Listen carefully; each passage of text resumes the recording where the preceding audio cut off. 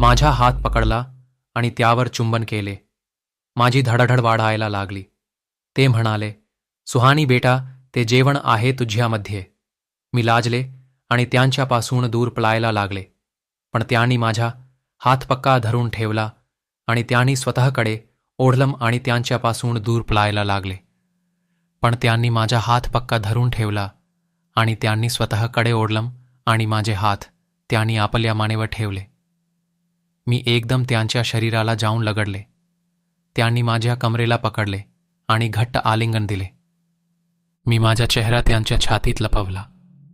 माझं शरीर एका वेगळ्याच भावनेने यर्यारत होतं. त्यांनी माझा चेहरा आपल्या दोन्ही हातांनी पकडत वर केला. असली गरमी मी कधीच अनुभवली नव्हती. मला ते सगळं हवहवस वाटायला लागलं. माझं पूर्ण शरीर यर्यारत होतं. मला नीट उभंही राहता येत नव्हतं. त्यानंतर त्या रात्रीला ते माझे पती बनले.